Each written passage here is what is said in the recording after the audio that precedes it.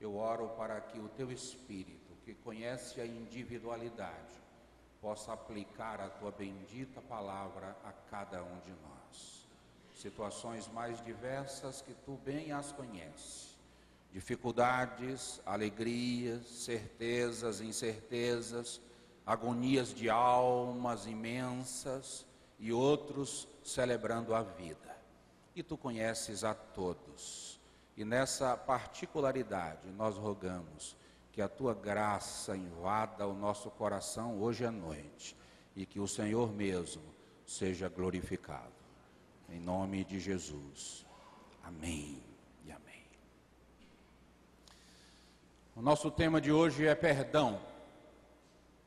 Perdão, expressão da graça. Bem-aventurados os misericordiosos, porque alcançarão misericórdia.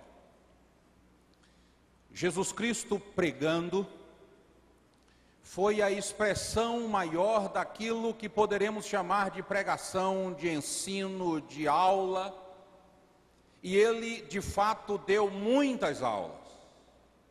As suas salas eram abertas, as montanhas, as praias, assentado num barco, assentado numa pedra, mas ele estava ensinando.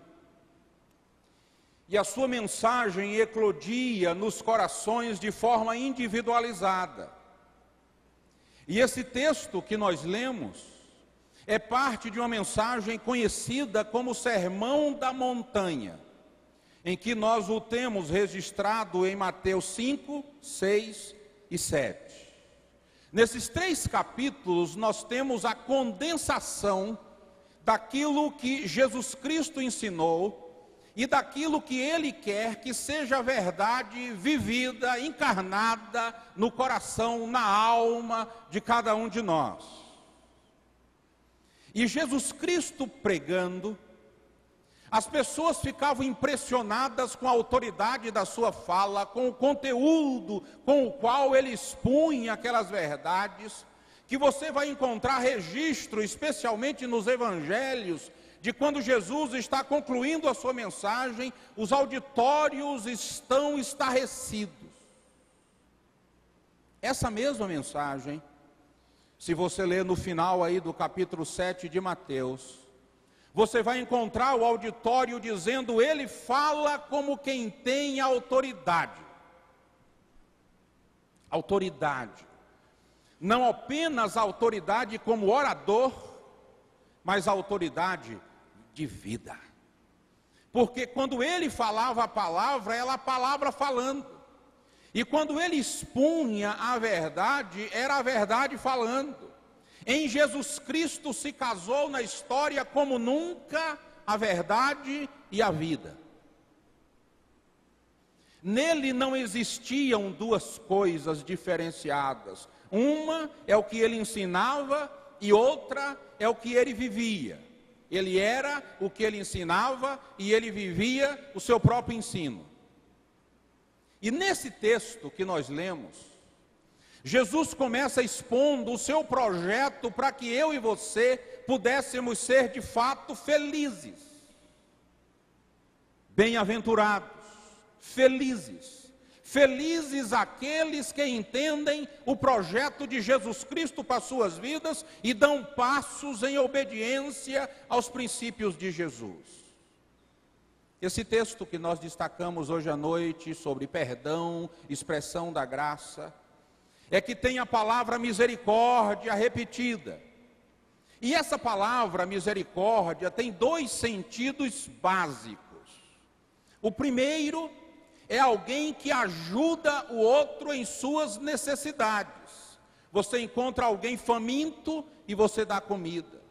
Você encontra alguém que está enfermo e você o ajuda a recuperar de sua enfermidade.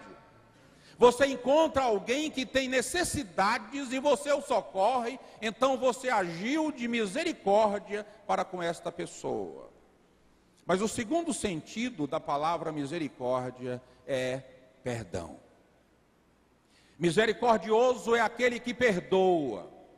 Misericordioso é aquele que encontra alguém que merecia juízo, merecia condenação, porque os atos deles provocam esta reação, mas a Bíblia diz que misericórdia é, ao invés de matar, oportunizar a vida, tocar em frente, porque eu e você não somos juízes. Bem-aventurados então, felizes os misericordiosos, e Jesus diz: eles alcançarão misericórdia. O profeta Jeremias já havia anunciado muito antes de Jesus Cristo que as misericórdias do Senhor são a causa de não sermos consumidos. É esse Deus de misericórdia que, pela sua infinita graça, estendeu para nós perdão. E alcançados pela sua misericórdia perdoadora, Jesus diz: fazendo assim, você alcança mais misericórdia em sua vida. No livro de Provérbios 18, 19, diz o seguinte: é mais difícil ganhar de volta a amizade de uma pessoa ofendida do que conquistar uma fortaleza na guerra. As brigas são portas trancadas que fecham a vida dessa pessoa para você. Salomão está escrevendo aqui de algo muito prático, muito vivencial, na existência possível aqui de todos nós. Em meio à vida, nós ferimos e somos feridos. É um ato impensado, é uma palavra maldita, é algo que você prometeu e não cumpriu, é alguma coisa que você fez e agrediu a pessoa, e então a Bíblia diz que é difícil ganhar de volta essa pessoa, e ele diz: é mais fácil você conquistar uma cidade em uma guerra do que ganhar essa amizade que foi ferida, que foi quebrada, que foi magoada, que o ódio incendiou a alma, e essa amizade voltar a ser amiga outra vez. As vidas se fecham, a porta se tranca, e para você entrar outra vez é muito difícil. O apóstolo Paulo, mais tarde, escreve o seguinte: suportai-vos uns aos outros, perdoai-vos mutuamente. Caso alguém tenha motivo de queixa contra outrem, assim como o Senhor vos perdoou, assim também perdoai vós. E ele escreve aqui basicamente baseado em dois verbos: suportar e perdoar. Às vezes nós olhamos para esse verbo suportar e nós pensamos que significa apenas tolerar. Eu preciso suportar você no sentido de tolerar, aguentar você por um tempo. Mas o sentido dessa palavra, melhor aplicado, significa ser suporte. É alguém imaturo, é alguém que está tendo dificuldade em alguma área da vida, e você, mais experiente, mais amadurecido, tem mais tempo com Deus, tem mais tempo na estrada, e aí você vai suportar esta pessoa. Até quando? Até que ela amadureça. É uma ideia da construção civil. Quando construímos, por exemplo, um prédio, uma casa, e precisamos de uma laje, nós usamos suportes de madeira, de ferro, e sobre esses suportes nós colocamos tábuas, e em cima das tábuas vem os ferros, a massa de cimento e pedra, toda essa mistura, e os suportes ficam ali por mais de 20 dias, suportando a laje até que ela enrijeça e o suporte possa ser tirado e venha agora para cima da laje, para que esta laje suporte a próxima laje. Paulo então está dizendo: vocês precisam ser suportes uns para os outros, para que todos cresçamos. E a segunda palavra é a palavra perdoar. Quando ele diz que nós precisamos perdoar uns aos outros mutuamente, significa que hoje eu preciso perdoar você porque você me atingiu, me ofendeu, me agrediu, aquilo que você disse quebrou minha vida, a sua atitude esmagou minha existência, mas o tempo passa, hoje perdoei você, e lá na frente a situação se inverte. Sou eu que lhe ofendo, num momento até impensado, e aí o ódio brota no seu coração. E então Paulo diz: perdoa, perdoai-vos mutuamente. E essa verdade que Paulo traz para nós, o modelo que ele apresenta é Jesus. E ele diz: assim como o Senhor vos perdoou, assim também perdoai vós. Meus irmãos e irmãs, quanto mais eu pesquiso sobre comportamento humano, caminho entre os homens, procurando aprender com eles, mais eu percebo que perdão é um fator sine qua non nos relacionamentos. Fundamental. Sem perdão, a relação morre, não importa a intensidade que já tenha sido. Pode ser o casamento, a relação profissional, relação ministerial, relação da comunhão na igreja. Houve o ódio, houve a ofensa, nasceu o ressentimento. Se não houver perdão, se quebra fatalmente. Perdão na Bíblia tem algumas propostas. A primeira é caminho para a maturidade do ser. Quem perdoa, prossegue na estrada da vida, amadurecendo na relação com Deus.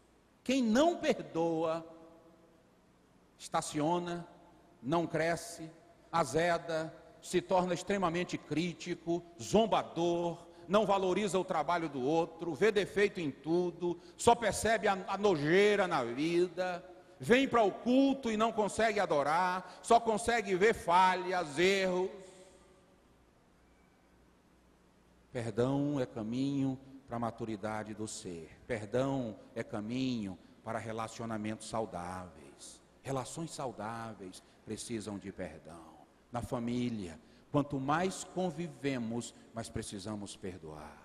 Quanto mais caminhamos um com o outro, mais precisamos de perdão. Por isso o perdão é caminho para relação saudável, para viver de peito aberto em casa, viver transparente, sem esconder nada, viver na transparência da graça de Deus, e isso é perdão. Mas também, em terceiro lugar, a Bíblia diz que perdão é caminho para uma espiritualidade saudável.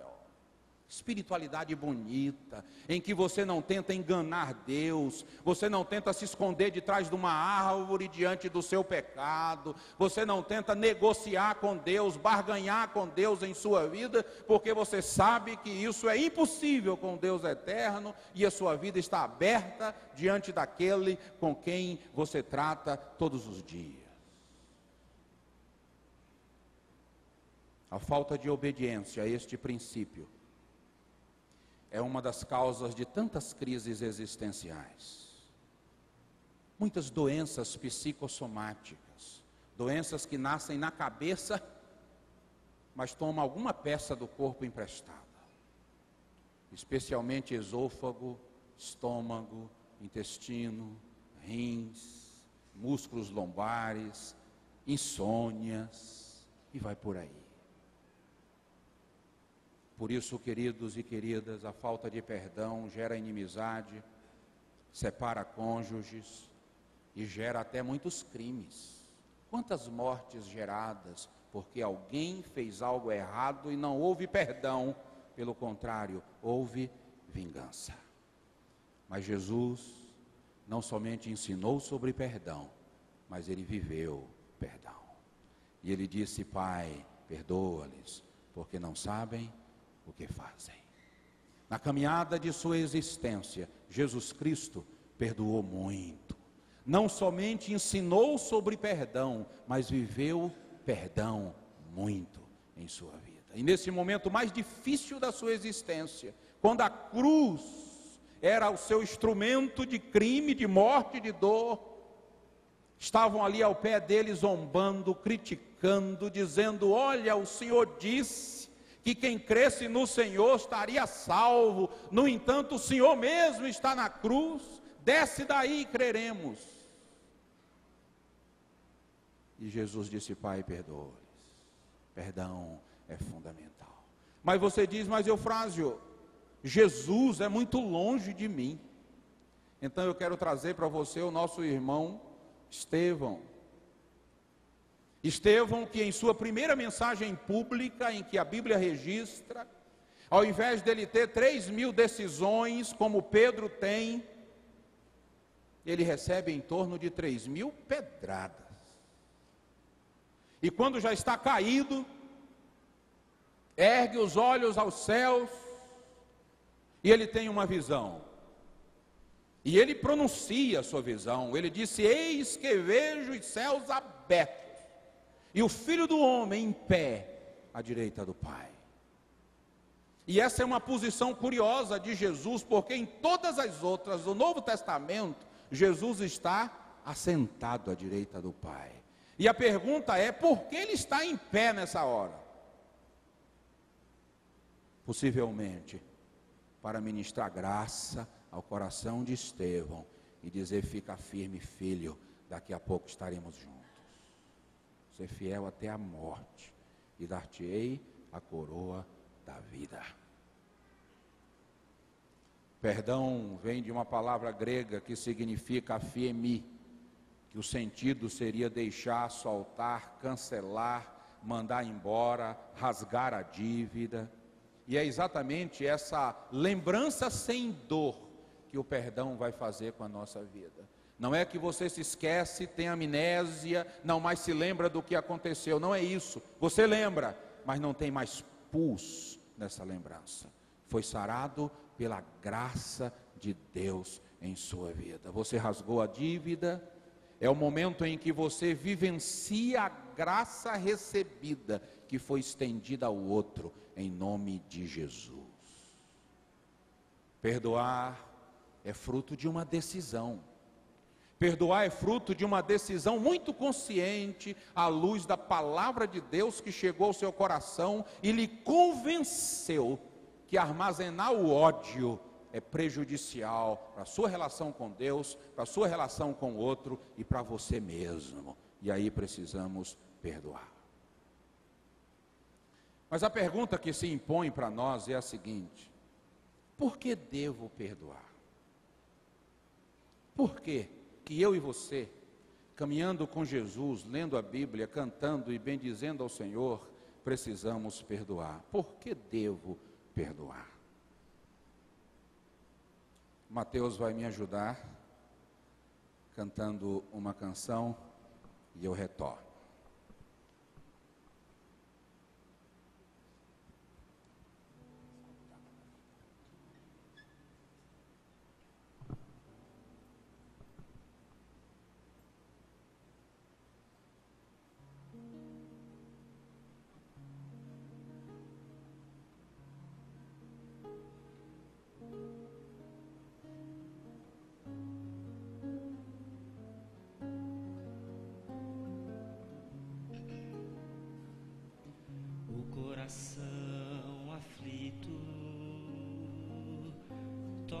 Todos os dias maus, cinza todas as cores, céu escuro de temporal, feito amor que não pode ser, feito solidão, é ferida sempre a roer, dor e rejeição.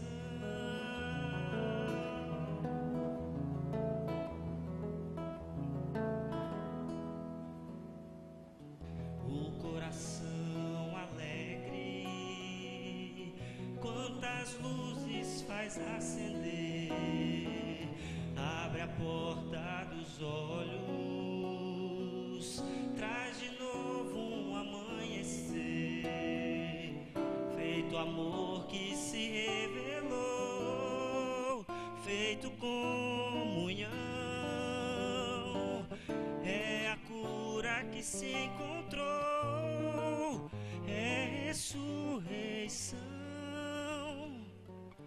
é o partir do pão, é sentir-se irmão.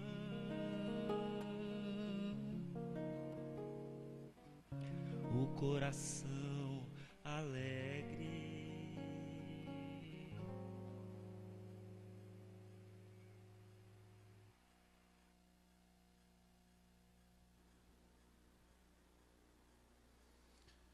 Por que devo perdoar?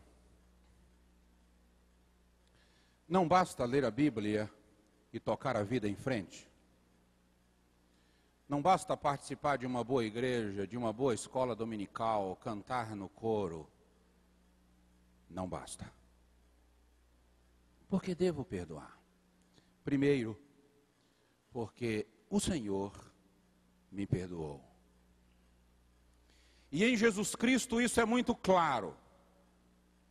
Pedro provavelmente tinha uma agonia relacional, alguém o ofendia com frequência. E um dia Jesus está ensinando e Pedro se aproxima e faz uma pergunta fatal. Jesus, até quando? Até quantas vezes eu devo perdoar esse sujeito que me importuna com frequência? Até 7. Olha a misericórdia de Pedro. Até 7. Jesus disse, não, Pedro. Não apenas 7, mas 70 vezes 7. Pedro era pescador. Não era professor de matemática. Pedro teve dificuldade para chegar à conclusão da matemática de Jesus. Então ele disse, Jesus, então o Senhor está ensinando que eu tenho que perdoar todas as vezes que eu for ofendido? Ele disse, é isso aí. Foi exatamente isso que eu quis dizer para você. Eu não te ensinei a ter uma cadernetinha contra a sua sogra. E quando ela ofender uma vez, você anota, segunda vez você anota, quando atingir quase 500, 490, vocês são bons de matemática. 491, você diz agora. Porque 490 é a conta da misericórdia de Jesus. Não foi isso. É perdoar sempre. E aí Jesus contou uma história. Ele disse, Pedro, eu conheci 2 rapazes. Um chamava Antônio e outro Joaquim. E Antônio devia tanto para Joaquim, que jamais ele poderia pagar a conta. E Jesus deu a quantidade de dinheiro, muito dinheiro, a dívida de Antônio para Joaquim. E aí Antônio, com o peso da culpa de ser devedor, vai ao encontro de Joaquim e apresenta uma proposta. Tem misericórdia de mim, tudo te pagarei, divide em várias parcelas, vamos negociar. E quando Joaquim olhou toda aquela proposta, disse, Antônio, olha, a minha fazenda está prosperando bem, as vacas estão dando cria, o trigo está produzindo, tudo está indo às mil maravilhas, vamos fazer o seguinte, está perdoado. Você não me deve nada. Antônio saiu dali e não entendeu o que ele tinha ouvido. E ele saiu do encontro com Joaquim para juntar todos os seus credores e poder começar a pagar as parcelas, porque foi essa a proposta que ele havia feito. E aí encontra o primeiro que lhe devia quase nada. Pega o cabra pelo pescoço e diz, paga-me o que me deves. E o homem diz a mesma coisa que ele disse para o Joaquim. E ele disse, não, senhor, tem que me pagar. E aí Jesus disse, olha, Joaquim soube da história de Antônio com outro rapaz. E aí mandou chamar de volta e disse, Antônio, eu te perdoei tanto. Jamais você poderia pagar a dívida que tinha para comigo. Por que que você encontrou esse rapaz que não lhe devia quase nada e você não estendeu perdão para ele? Na teologia de Jesus, irmãos e irmãs, quem muito foi perdoado, precisa perdoar muito. Porque recebeu perdão. E essa é uma necessidade fundamental de cada ser humano, ser perdoado pela graça de Deus. Um dia, eu e você, navegando pela vida, a graça nos achou. De alguma maneira, Deus criou uma situação para que a graça atingisse a sua vida, e atingindo a sua vida, lhe revelou claramente quem é Deus. Revelou o que Jesus Cristo fez por nós na cruz do Calvário. E eu e você entendemos de maneira muito simples que não poderíamos comprar nem merecer o perdão de Deus. Mas aí você entendeu que em Cristo Jesus o perdão estava disponível para você. Se rendeu a Cristo e aí recebeu a bendita expressão: está perdoado. Por isso, precisamos perdoar. Porque a Bíblia diz que o sangue de Jesus, seu Filho, nos purifica de todo pecado. Se confessarmos os nossos pecados, Ele é fiel e justo para nos perdoar os pecados e nos purificar de toda injustiça. Daí a necessidade de estendermos perdão, assim como o Senhor vos perdoou, assim também perdoai vós. Segundo lugar, eu preciso perdoar porque é um mandamento do Senhor. Deus não diz para mim, depois que a graça me atingiu, Deus diz: Eufrásio, se agora você tiver condição, perdoe.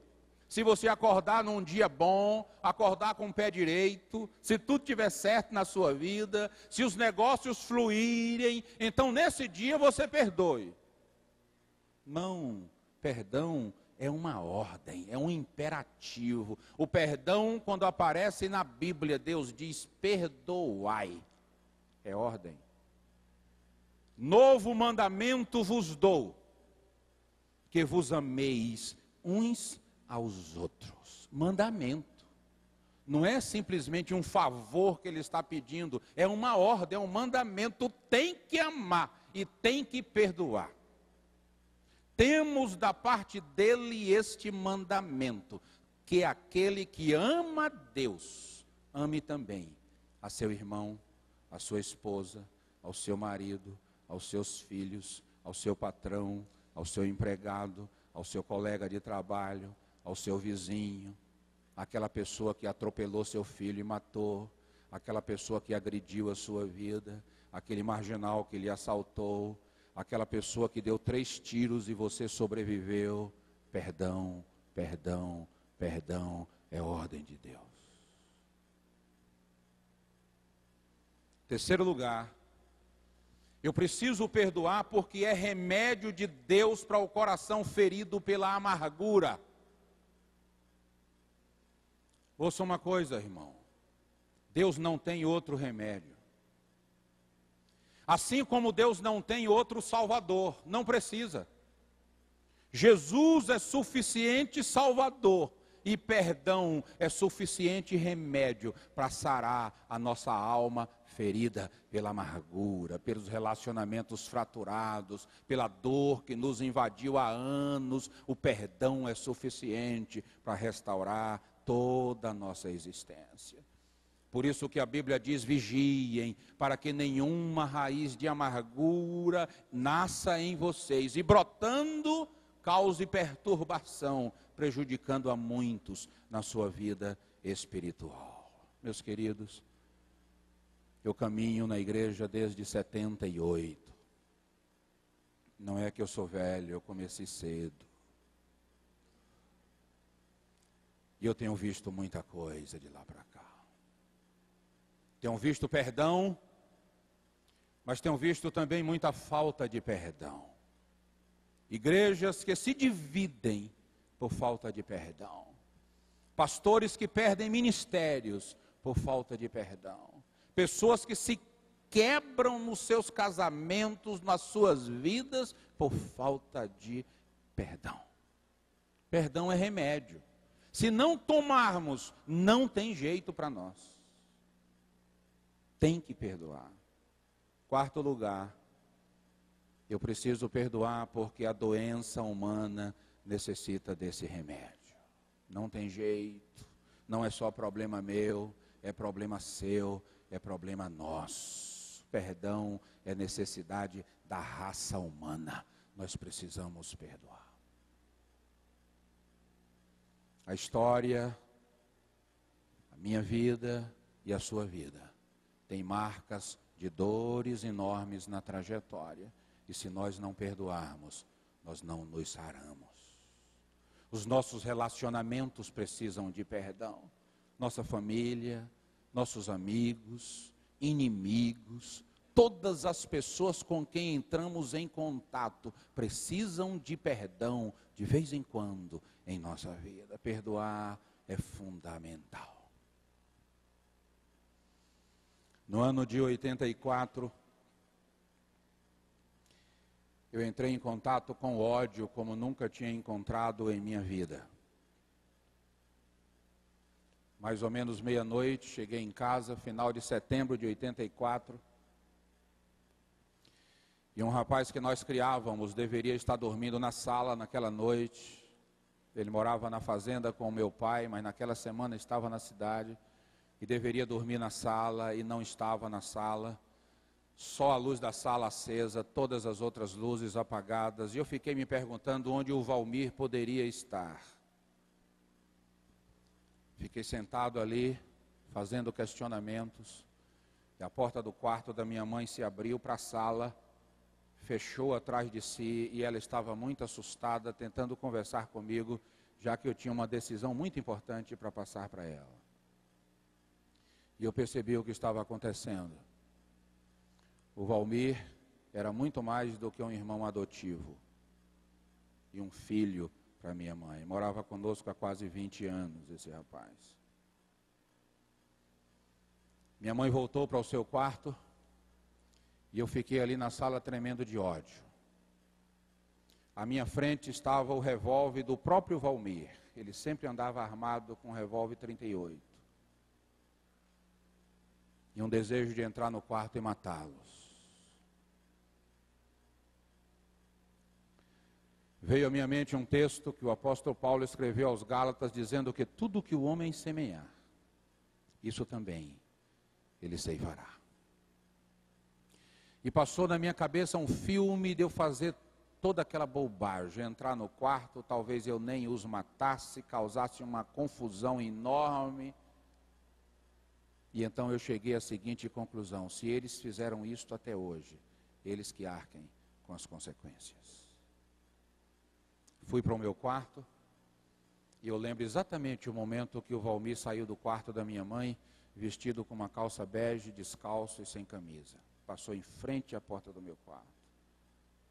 Naquela segunda-feira eu fui trabalhar, e eu fiquei arquitetando planos o dia inteiro, trabalhando no caixa, como fazer para matar esse rapaz. Naquela mesma semana, um vizinho liga para mim na madrugada. Diz: Eufrásio, aconteceu um acidente aqui na sua casa e você precisa vir para cá agora. E assim que eu cheguei à casa dos meus pais, o Valmir estava morto no hospital com 3 tiros. Um tiro no ouvido direito, no meio do pescoço e no peito esquerdo. E ele estava dormindo em nossa casa quando isso aconteceu. E com ele minha mãe e 2 meninas que também eram adotadas. E elas diziam que tinha sido suicídio, ele tinha se matado. Quando o médico fez a autópsia, constatou que era impossível ser suicídio. Alguém o matou. E então foi aberto o inquérito. Quando estava no início desse processo, minha mãe fez um bilhete à mão, numa folha de caderno espiral, destacou o caderno e colocou um pedaço de esparadrapo de trás da porta do seu quarto e deu um tiro de revólver no seu pescoço. A bala saiu dentro da coluna e ela ficou ainda viva, mas perdeu todos os movimentos. Nós a levamos para uma clínica, depois para Salvador, de volta para Jequié, e não tinha mais o que fazer. Ela estava paralisada mesmo. E nesse período ela ainda conseguia falar. E ela então inventou uma história explicando por que o matara, e eu era o único que sabia que a sua história não era verdadeira. Ela o matou por ciúmes. O Valmir estava com outra mulher e por ciúmes ela o matou. E nós viemos a descobrir que ele não era o único homem com quem ela era infiel ao meu pai. Ela fez isso ao longo do seu casamento. E você não imagina a dor do meu coração, a angústia da minha alma ao entrar em contato com essa realidade da intimidade do casamento dos meus pais. Pensei em suicídio, vivi o pior período de minha vida. Isso em setembro, para frente, 1º de maio de 85. Eu fui convidado por um grupo de jovens, várias igrejas batistas de Jequié se reuniram para um dia esportivo numa cidade vizinha. E eu, como jogava bola, gostava muito de futebol, então fui convidado e fui. E antes de começarmos o torneio, fomos reunidos numa igrejinha pequenininha, e um amigo nosso também que estava ali para jogar bola, Moisés Júnior. Hoje Moisés é pastor no leste europeu, diretor de cinema, fazendo um ministério belíssimo. Veio à frente e compartilhou uma mensagem simples. Mas nesta mensagem ele nos falou do amor de Deus. E ele partiu de João 3,16. Você se lembra desse texto? Vamos juntos?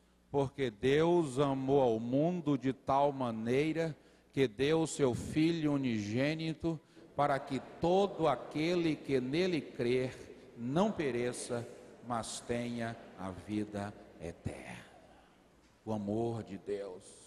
E Júnior então nos falou de várias pessoas com a vida quebrada, e que Deus as havia achado pelo seu imenso amor. E naquela manhã de maio de 85, no último banco daquela igrejinha, o amor de Deus me achou. Minha vida não tinha horizonte, não tinha norte, não tinha perspectiva, não tinha sonho, mas o amor de Deus me achou. E eu saí dali para viver uma nova etapa na minha vida.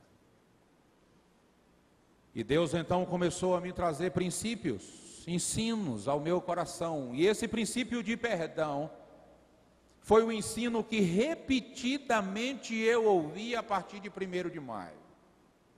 Eu ia para um congresso e falavam de perdão. Eu ia para uma igreja e falavam de perdão. Ouvia uma música, perdão. E Deus me dizia o frase: você tem que perdoar sua mãe. Você não pode continuar navegando na vida, olhando para fotografias de sua mãe e não aguentando olhá-las. Ódio. Ela não deveria, não poderia ter feito o que ela fez conosco, especialmente com o meu pai. Mas Deus disse: eu sei disso, mas você precisa perdoá-la. Ela já havia morrido. Depois que ela tentou o suicídio, ela sobreviveu em torno de 35 dias. E um dia, depois de ouvir mais uma vez sobre perdão, eu perdoei minha mãe. Você não imagina como foi difícil orar e dizer: Deus, eu perdoo. Não é porque ela merece ou porque ela precisa, é porque eu estava doente. E perdão não é remédio para o outro. Perdão é remédio para você. E a sua vida que precisa perdoar, para que você toque em frente com esperança na alma. Por isso a necessidade de nós fazermos um autoexame hoje à noite. Olhar para si mesmo, como diz Paulo: examine-se, pois, o homem a si mesmo. Olhe a sua vida. Você tem ódio de alguém? Há alguém que você não consegue olhar nos olhos? ao nome de alguma pessoa que você não consegue mencioná-lo. Em uma das minhas conferências, uma senhora me procurou e disse: Eufrásio, eu preciso conversar com você. Sentamos, ela abre o coração, ela diz: tem um livro da Bíblia que eu não consigo ler. Era o livro de Jonas. Eu disse: mas por quê? Ela disse: é o nome do meu ex-marido. Não consigo ler Jonas, porque o nome Jonas traz de volta tudo que meu marido fez comigo. E eu tenho ódio no coração. Só tem um remédio: perdoar. Não tem jeito. Não adianta rasgar o livro de Jonas da sua Bíblia, não resolve o problema. Você precisa perdoar, porque aí o problema sai do livro e sara o seu coração pela graça perdoadora de Jesus. A graça que está disponível a todos nós. E nós precisamos reconhecer o nosso pecado de não perdoar. Porque é ordem de Deus, é mandamento de Deus e nós precisamos perdoar. Todo aquele que odeia seu irmão é assassino. E vós sabeis que todo assassino não tem a vida eterna em si mesmo, porque o reino de Deus é o lugar do amor.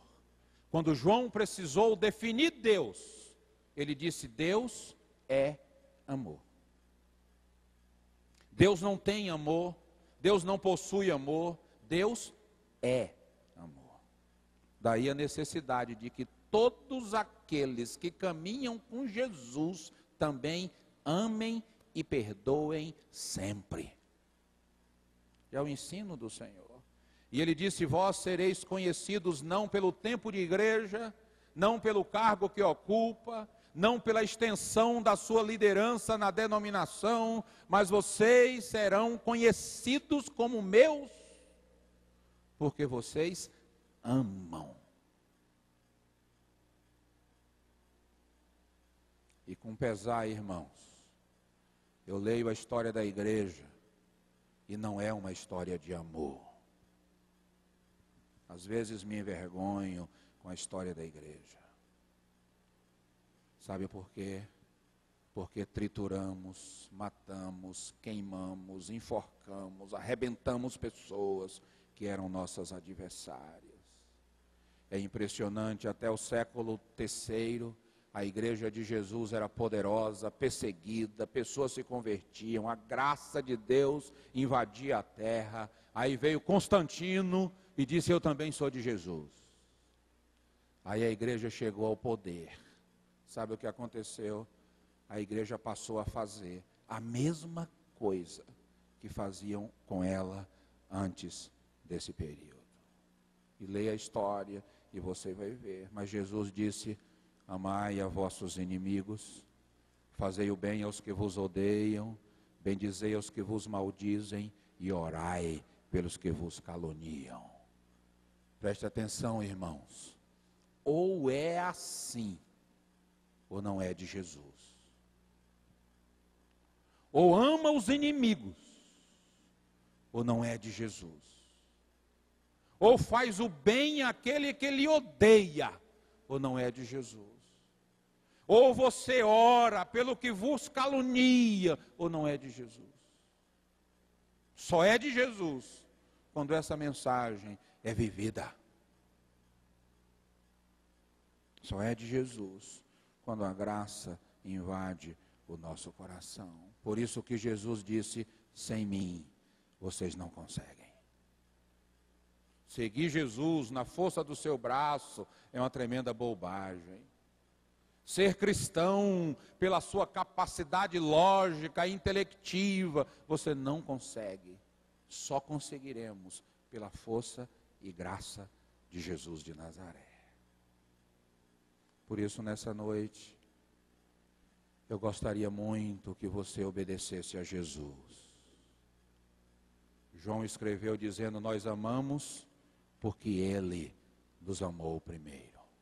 É porque Ele nos amou, porque Ele nos perdoou, que eu e você precisamos obedecê-lo, perdoando e amando sempre. Em outra mensagem, Jesus disse o seguinte, prestem atenção. Se amardes aos que vos amam, que mérito há nisso? Pois também os pecadores amam aos que vos amam.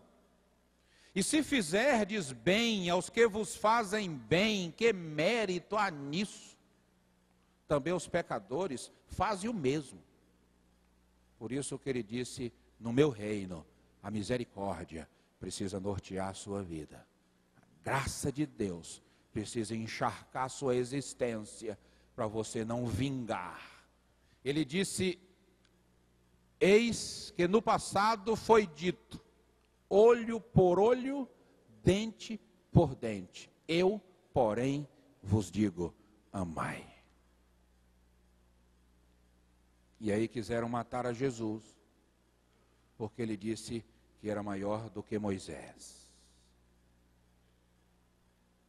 Meus queridos e queridas, ser cristão é essencialmente amar, perdoar e servir. Se teu inimigo tiver fome, dá-lhe de comer. Se teu inimigo tiver sede, dá-lhe de beber. Isso é seguir a Jesus na estrada da vida. Não por força, nem por violência, mas pelo meu espírito, diz o Senhor. Ou é assim, ou não é.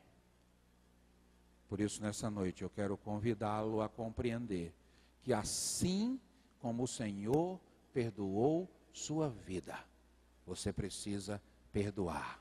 Sabe a quem? A essa pessoa que você está se lembrando agora. A essa família, a essa pessoa que está na sua mente agora. Você precisa perdoá-la em nome de Jesus. Não precisa dizer nada para ela, apenas perdoar no seu coração.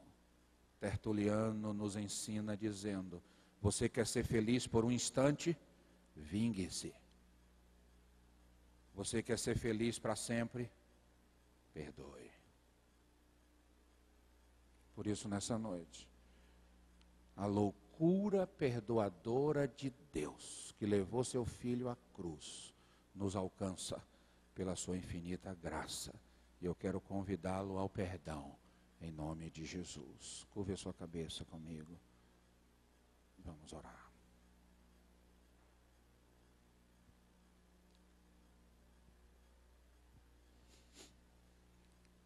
Declare perdão, haja na sua vida e glorifique o nome de Deus perdoando nessa noite, em nome de Jesus.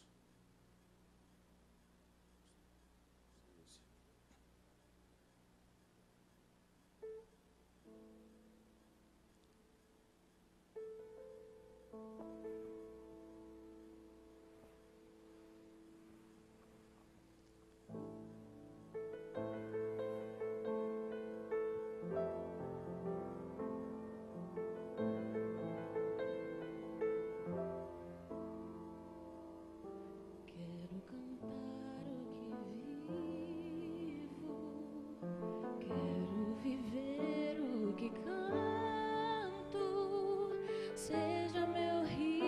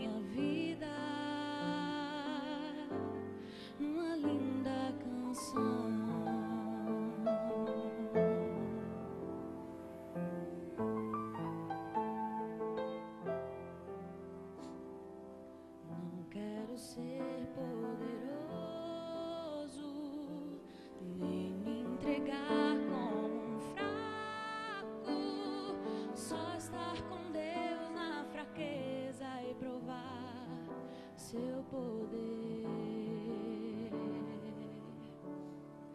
Buscar a sua vontade, boa, perfeita e agradável,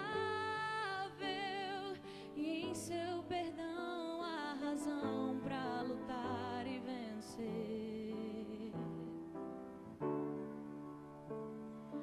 Que meu canto seja a voz de Deus por onde for, verdadeiro e transparente como o seu amor, pois Ele sabe os meus rumos, erros, acertos ocultos, conhece a sinceridade do meu coração. Que eu seja sempre o primeiro a me encontrar em sua graça e em sua misericórdia transformar minha vida numa linda canção.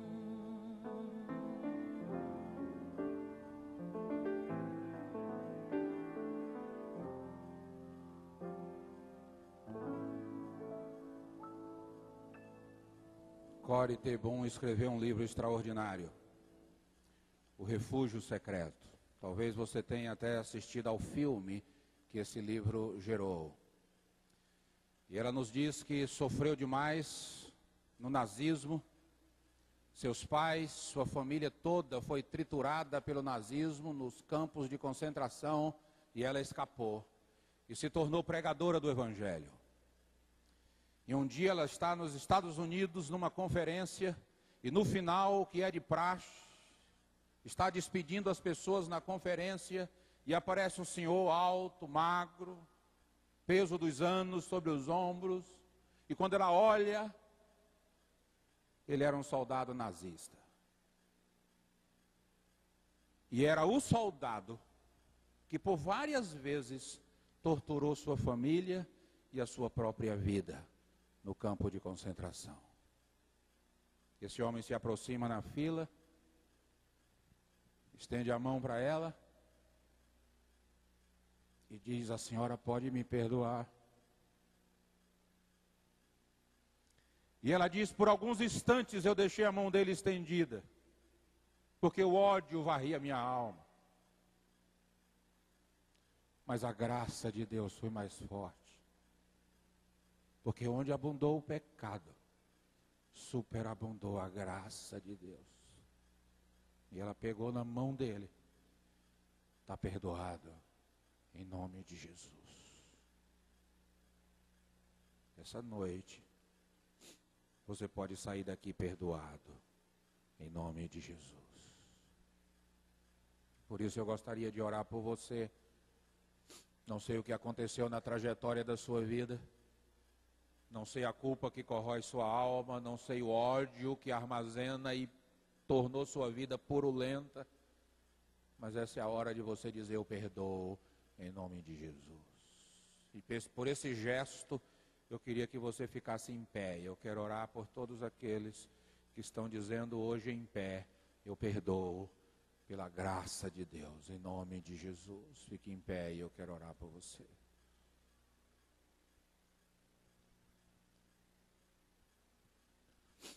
Saiba que o tempo não cura nada. O que cura é a graça perdoadora de Jesus. No nosso psiquismo, o tempo não passa. Está registrado a ferro e fogo. Mas a graça de Deus pode operar em nossa vida e sarar nossa alma. Pai bendito, Tu conheces a história de cada pessoa que está em pé nesse auditório aqui, Senhor. Tu sabes exatamente quando deflagrou o ódio nos seus corações, quando alguém os atingiu. E alguns aqui, Pai, foram atingidos repetidamente. O Senhor conhece a história. mas eles estão em pé dizendo: nós perdoamos. E eu oro por eles nesta hora. Eu oro para que a graça seja derramada abundantemente em seus corações, e eles sejam encharcados de graça.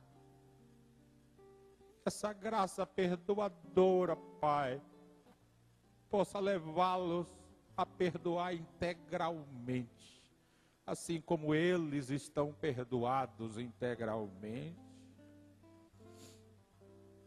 Que a marca que fique seja a marca da cirurgia da graça de Jesus. Eis que a brasa tocou teus lábios, está perdoado em nome de Jesus. Que assim seja, Senhor, e que esta realidade conduza a nossa vida, perdoando, perdoando e perdoando, até aquele dia que nos abraçarmos com o Senhor na eternidade. E só será possível esse abraço porque o Senhor nos perdoou. Obrigado, Pai, pela mensagem da graça que invade a nossa alma hoje à noite. Em nome de Jesus. Amém. Pode sentar em nome de Jesus. Mas eu quero fazer um segundo convite aqui, a você que veio a esta igreja hoje à noite, e gostaria de dizer: olha, eu também quero esse perdão na minha vida, eu quero ser recebido pela graça de Deus em meu coração, e eu quero orar por você também, eu quero oportunizar isso para você hoje à noite, assim como um dia isso aconteceu com a minha vida, eu gostaria que hoje acontecesse com a sua vida, em nome de Jesus. Então eu queria que você pudesse ficar em pé também, onde você está, dizendo: eu quero a graça de Deus alcançando a minha vida. Amém. Deus abençoe sua vida em nome de Jesus. Amém. Amém. Deus te abençoe. Há mais alguém na galeria, aqui embaixo, receber graça no seu coração? Graça que perdoa. Fique em pé em nome de Jesus. Amém. Eu queria convidar, se for possível, você vir aqui à frente. Venha você também, moça. Eu quero orar por vocês. Se for possível, eu gostaria de orar por vocês e depois conduzi-los a uma sala onde um grupo vai orar por você, vai abençoar a sua vida. Estou vendo aí toda uma família que está vindo. Amém. Em nome de Jesus. Sedentos de graça. Amém. Venha, querida, em nome de Jesus. A graça de Deus que se manifesta salvadora. Amém. Se tiver mais alguém, pode vir em nome de Jesus. É a graça que um dia nos alcançou e alcança a vida de todos quantos abrirem seu coração hoje à noite. Vamos ter uma oração, Alberto, por eles. Vamos orar. Curva a sua cabeça em gratidão ao Senhor. Bendizemos o teu nome, Pai, porque o Senhor escolheu nos salvar pela loucura da pregação. E nessa noite a mensagem de graça atingiu nossa alma e alcança essas vidas para o louvor da tua glória. E nós oramos por elas em nome de Jesus. E as abençoamos para que, cheias da tua graça, eles prossigam na vida, estendendo graça por onde eles passarem. Abençoe essas crianças para que cresçam para o louvor da tua glória e nelas o teu nome também seja glorificado. Abençoe suas famílias, Pai, de um modo geral. Tome cada um em tuas mãos e que por causa deles a graça seja disseminada por onde eles passarem para o louvor da tua glória. Que seja assim, Deus, em nome de Jesus. Amém e amém. Vocês podem ir, esses rapazes irão conduzir vocês. Deus os abençoe. Amém e amém. Vamos nos pôr todos em pé? Vamos orar? Encerrando o nosso encontro.